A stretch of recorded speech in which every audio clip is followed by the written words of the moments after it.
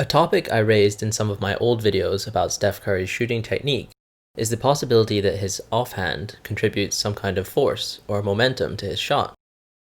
In this video, I want to return to that topic to give a definitive analysis of this portion of his shot. Let's get right into it. When I brought up the topic in previous videos, some people responded with strongly negative reactions. Those people thought that it simply couldn't be true that Curry has a thumb flick because he's the best shooter we've ever seen, and an active offhand is widely accepted as a bad thing in the basketball training community.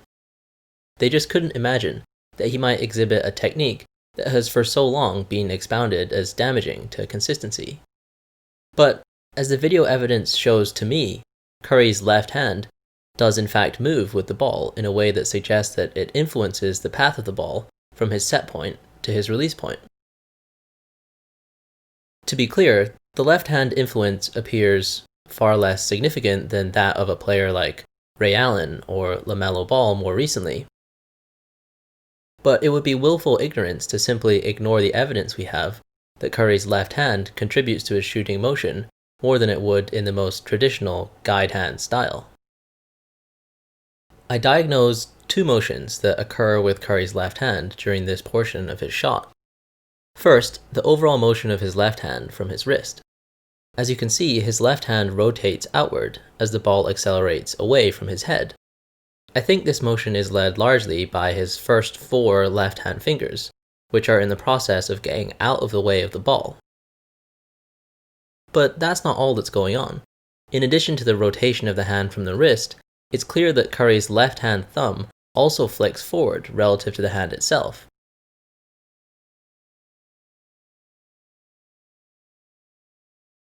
So the forward motion of this thumb is not just as a result of his left hand rotation, it is in fact a result of his thumb bending forward at its base joint. The combination of these two motions, from what I can see, definitely contributes to the process of the release of the ball.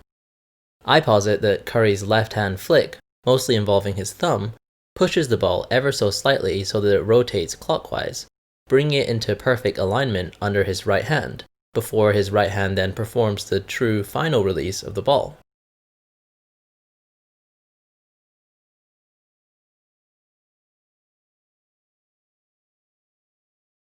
This effect is small, but I believe significant. It is in fact a similar but much lesser version of what we used to see with Lonzo Ball, which I broke down in a recent video. With Ball's old form, he had to have a drastic rotation of the ball in between his set point and his release to get his right hand into a shooting position. But if you remember from that video, I proposed that Lonzo never actually got into an optimal right hand release position. And the extreme amount of his pre-shot rotation generated inconsistencies in the results of his technique. Because Curry's version of the pre-shot rotation is so minimal, it allows him to replicate the motion incredibly consistently, while also ensuring the ball travels through the most comfortable, optimal ball path for his body, which involves a fairly central set point location in front of his face.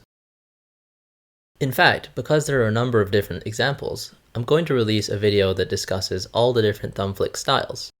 But unlike players whose flicks contribute significant forward momentum to the ball, I think Curry's flick mostly contributes positional adjustment to maximize the efficiency of his right hand release, and it doesn't contribute significant forward force from what I can tell. Therefore, I think his shooting hand thumb plays a more advanced, guiding, positional, and controlling role, building on the possibilities provided by a simple, traditional guide hand, where the offhand loses contact with the ball early on in the pushing motion. My suspicion is that the extended period of stability provided by the longer contact by the left hand during the push of the ball provides Curry more consistency despite his explosive right hand release and rapid pushing of the ball, though I'm still developing this theory. The existence of these possible alternative roles for the offhand thumb is rarely, if ever, considered by other shooting coaches, and it's something that I will continue to examine moving forward. Give this video a like if you'd like to see further analysis of this topic in the future.